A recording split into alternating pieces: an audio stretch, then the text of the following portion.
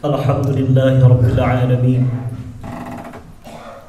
الحمد لله الذي أرسل رسوله بالهدى ودين الحق ليظهره على الدين كله ولو كره الكافرون.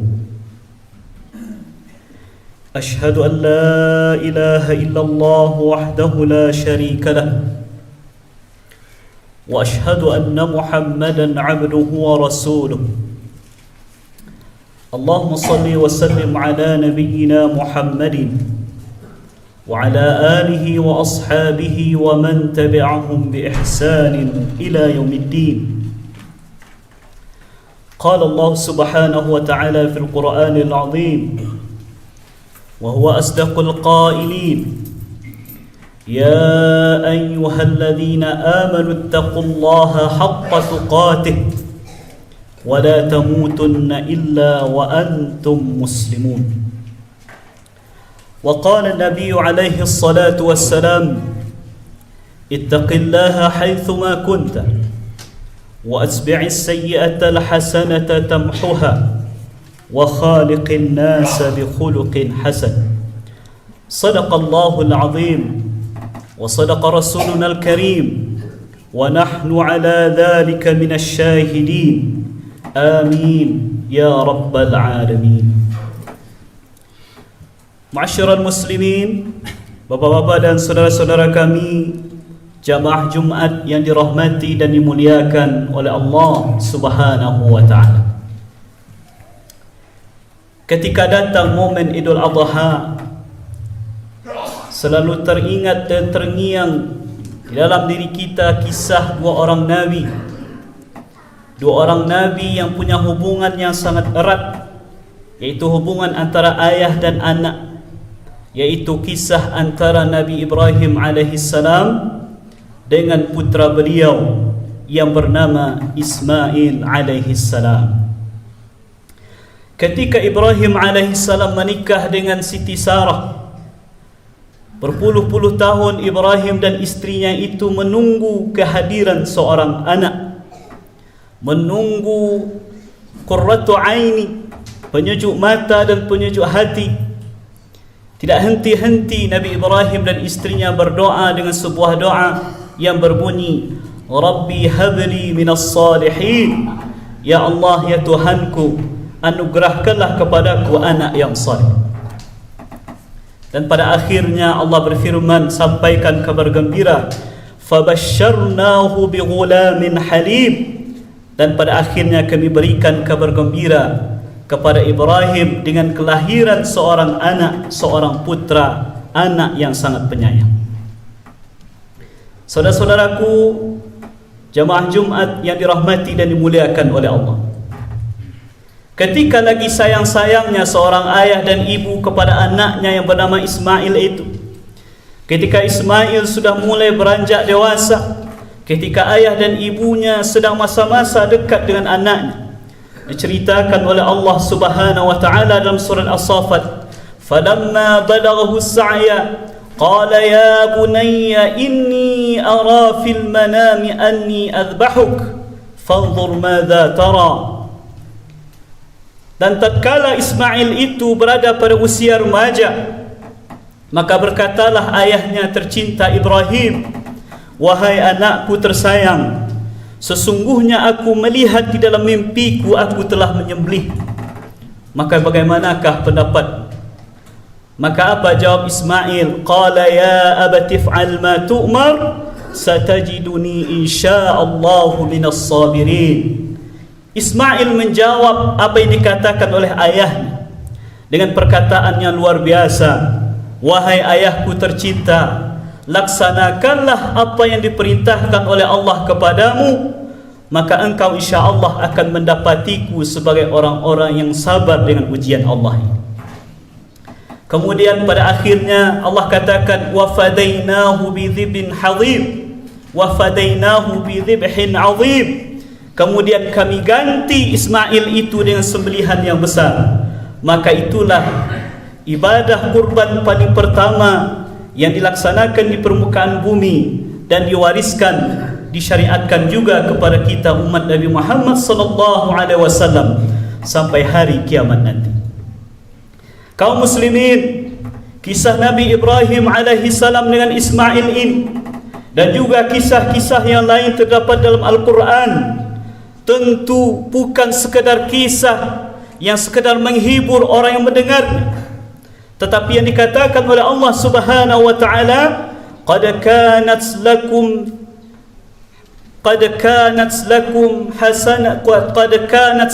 uswatun hasanatun fi Ibrahim walladzina ma'ah. Sungguh telah ada suri tauladan dan model kehidupan yang baik untuk kamu semua pada diri Ibrahim dan orang-orang yang bersamanya, di antaranya yaitu anaknya Ismail alaihi salam.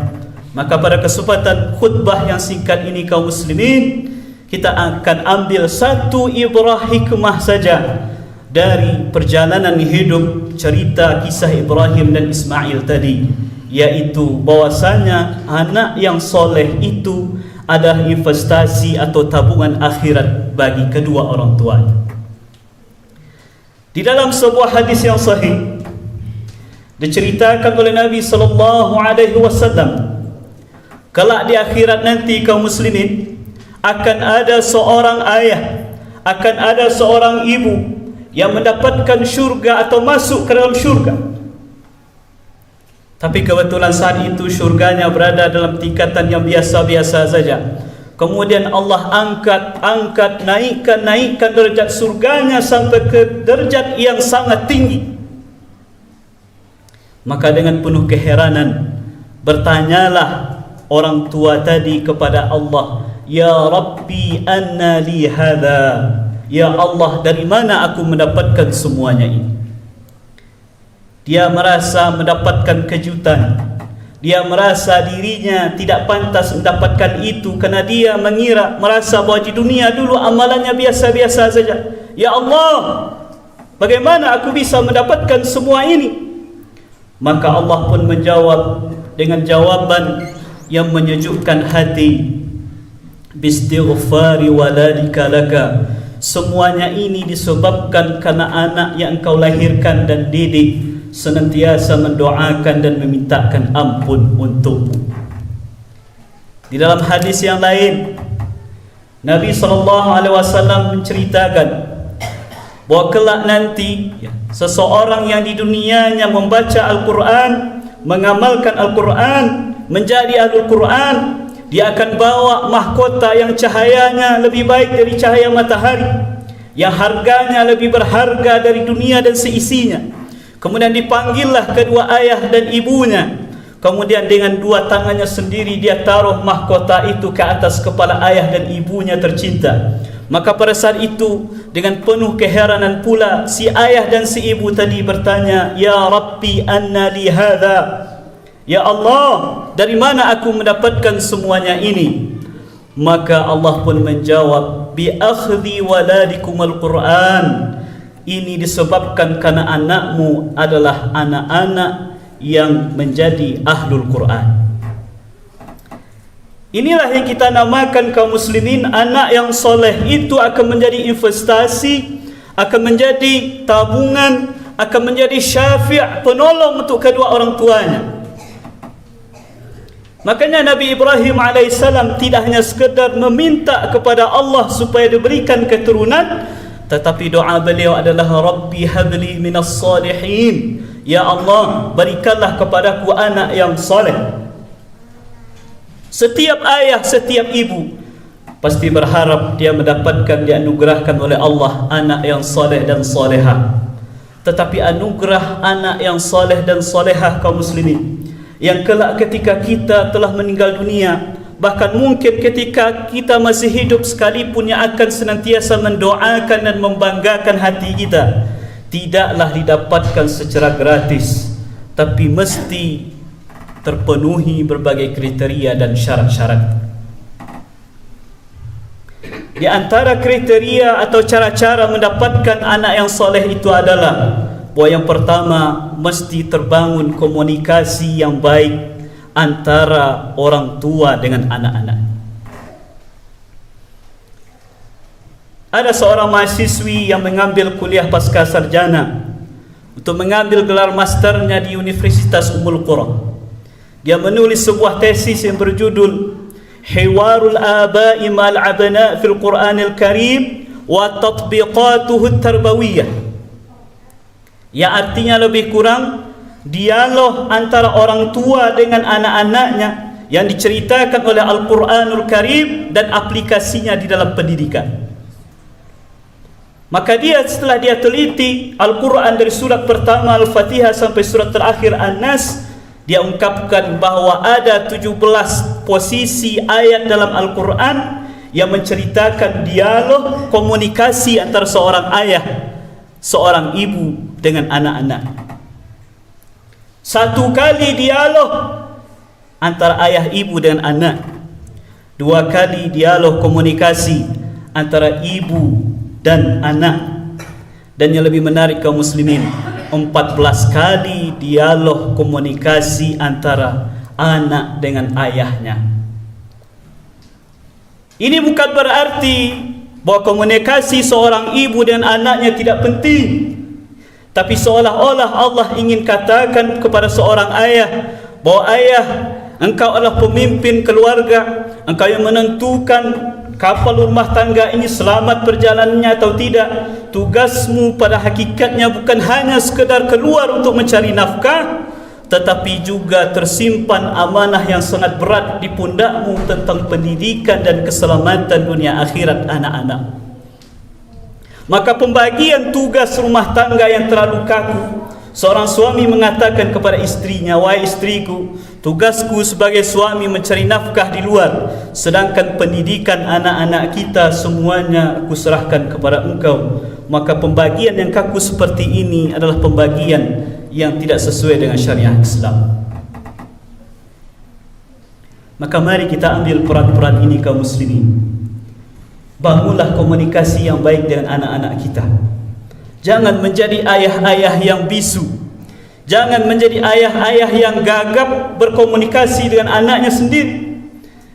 Lidahnya lancar sebenarnya, tetapi karena tidak dilatih komunikasi dari anak ketika dia kecil, ketika si anak dewasa muncul kegagapan komunikasi antara anak dengan ayah atau sebaliknya antara ayah dengan anak. Dan tentu saja komunikasi ini tidak hanya sekedar komunikasi, tapi terbangun dengan adab dan etika yang baik. Makanya dalam kisah Nabi Ibrahim dengan Ismail tadi kaum muslimin, walaupun yang akan beliau laksanakan adalah perintah Allah yang tidak bisa ditawar-tawar lagi, tapi bahasa yang beliau pergunakan, mari kita lihat, ya bunayya, wahai anakku tersayang. Dia pergunakan bahasa yang sangat lembut. Begitu juga ketika Luqman dalam Al-Quran ceritakan oleh Allah, wa idh qala Luqmanu libnihi wa huwa ya'idhuhu ya bunayya la tusyrik billah inna syirka la dhulmun azim.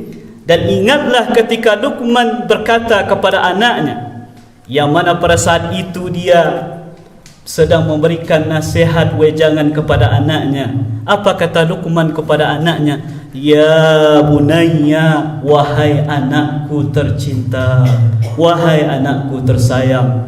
Sebuah kalimat yang menandakan kasih sayang yang luar biasa yang diucapkan oleh seorang ayah kepada anaknya, bukan dengan bahasa yang keras, bukan dengan bahasa yang menyakitkan hati, bukan dengan bahasa yang kelak akan dikenang oleh anak bahwa ayahnya adalah pribadi-pribadi yang kasar, yang tidak bertabiat lembut sedikit pun. Kaum muslimin, jamaah Jumat yang dirahmati dan dimuliakan oleh Allah Subhanahu wa taala. Syarat yang kedua yang mesti terpenuhi dan dipenuhi oleh orang tua ketika dia berharap anak-anaknya menjadi anak yang soleh-solehah adalah, yaitu dia memberikan didikan dan pendidikan yang baik. Di sini kita tidak berbicara tentang sekolah-sekolah mahal. Kita tidak berbicara tentang saya telah menitipkan anak saya sekolah di situ dengan bayaran yang luar biasa mahal, dengan fasilitas yang luar biasa. Bukan itu yang kita maksud. Tetapi yang kita maksud adalah bagaimana sentuhan tangan pribadi seorang ayah dan ibu menjadi madrasatul ula, sekolah pertama untuk anak-anak.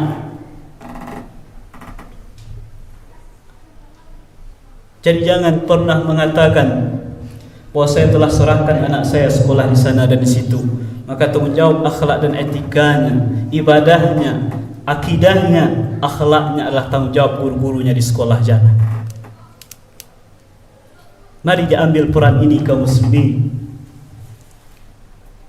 Dan prinsip dalam Islam, dalam pendidikan itu, kita berada di tengah-tengah antara sikap tegas di suatu saat dan sikap lembut di saat-saat yang lain. Bukankah Nabi SAW bersabda, "Muru auladakum bis salati wa huwa abna'u 7 sinin." Wahai para ayah, wahai para ibu, suruhlah anak-anakmu untuk mengerjakan salat, ajarkan dia salat, awasi pelaksanaan salatnya, didik dia pada saat dia umur 7 tahun. Watribuhum 'alaiha wa huwa abna'u 10.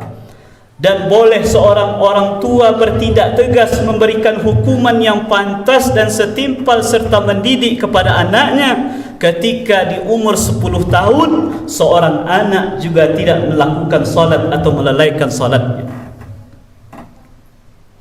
Sudahkah peran ini kita ambil kaum muslimin? Banyak orang tua ketika dia telah berumur 50 tahun, 60 tahun, dia mengeluh, mengadu, menyampaikan curhatan hatinya kepada para ustaz, para buya dan tokoh-tokoh masyarakat. Apa yang dia katakan ke muslimin? "De ustaz, yo payah bana ambo menyuruh anak ambo semayang."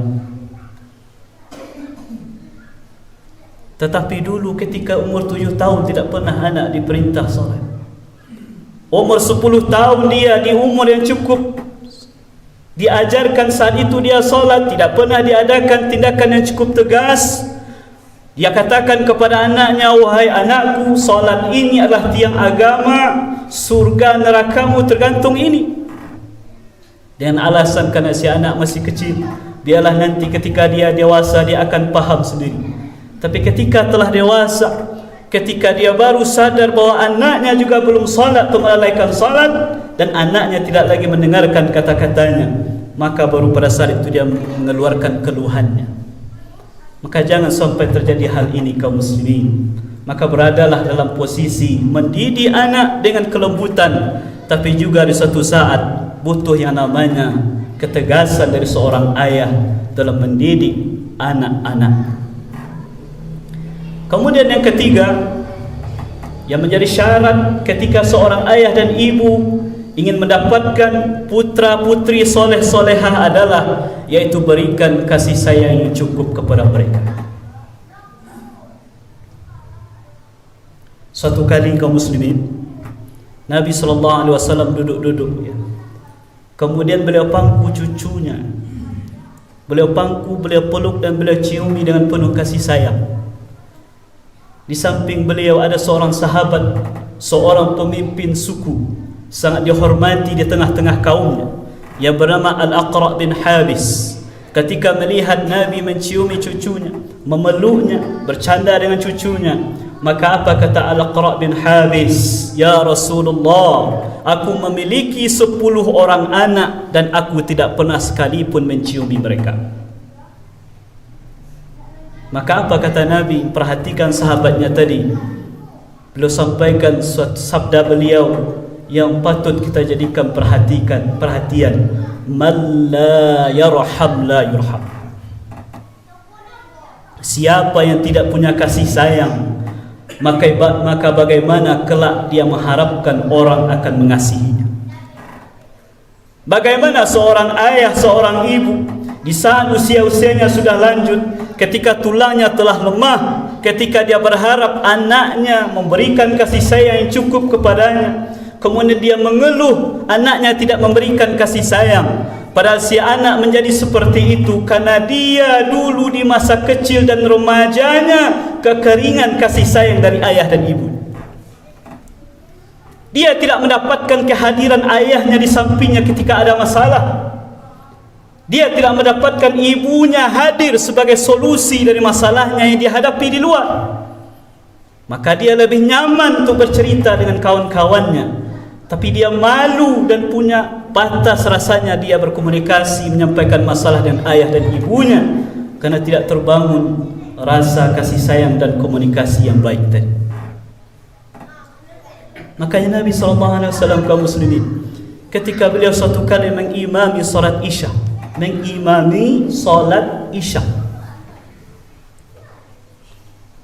salat wajib, jadi imam di Masjid Nabawi. Suatu saat beliau sujud begitu lama, sampai-sampai sahabat khawatir jangan-jangan ada yang terjadi dengan Nabi. Maka ketika Nabi selesai salat, bertanyalah para sahabat, apa yang terjadi dengan engkau ya Rasulullah? Apakah turun wahyu saat engkau sujud?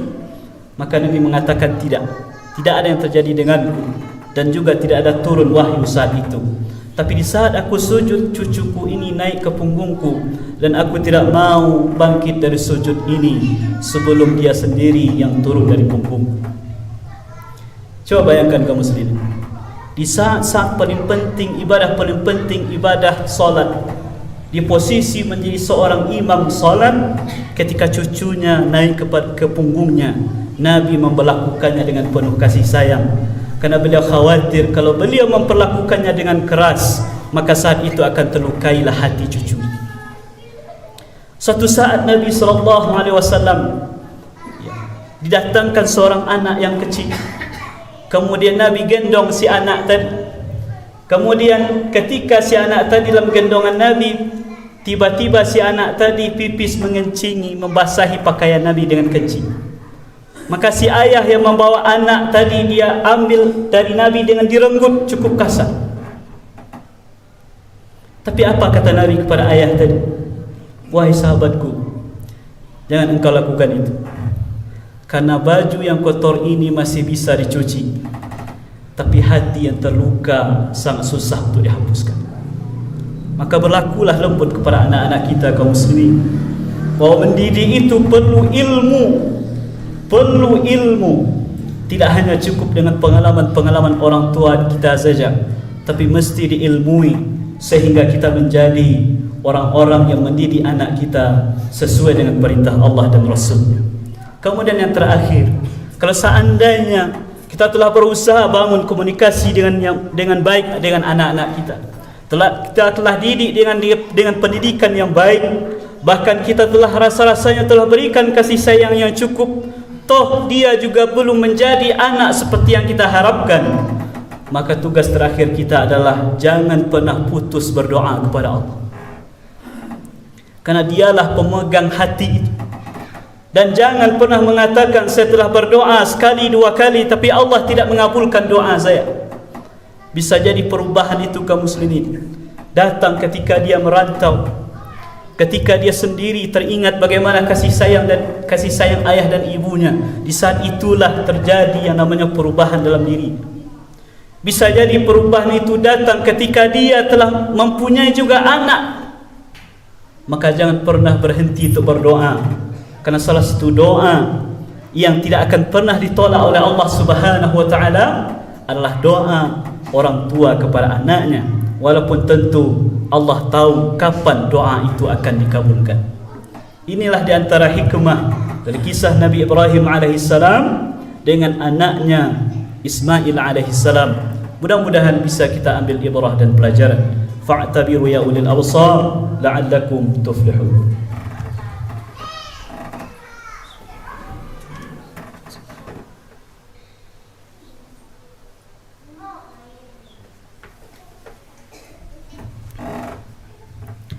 Alhamdulillah wa kafa wassalatu wassalamu ala sayyidina al-Mustafa. Ashhadu an la ilaha illallah wahdahu la syarika lah wa ashhadu anna Muhammadan abduhu wa rasuluhu la nabiyya ba'd. Qala Allah subhanahu wa ta'ala fil Qur'anil azim, ya ayyuhalladzina amanu taqullaha haqqa tuqatih wa la tamutunna illa wa antum muslimun. Wa qala an-nabiy alaihi salatu wassalam, ittaqillaha haitsuma kunta wa asbi'is sayyi'ata al-hasanata tamhuha wa khaliqin nasa bi khuluqin hasan.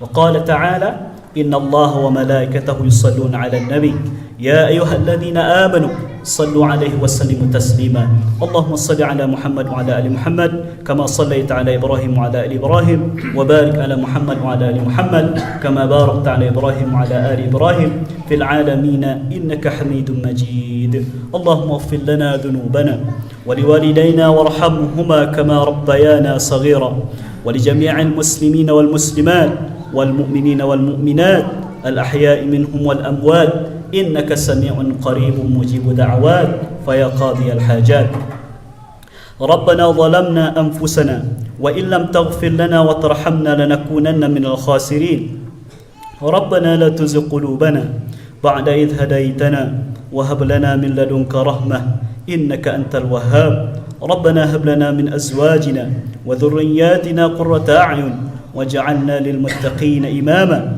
اللهم إنا نسألك رضاك والجنة ونعوذ بك من سخطك والنار ربنا آتنا في الدنيا حسنة وفي الآخرة حسنة وقنا عذاب النار وصلى الله على نبينا محمد وعلى آله وأصحابه أجمعين والحمد لله رب العالمين وأقيموا الصلاة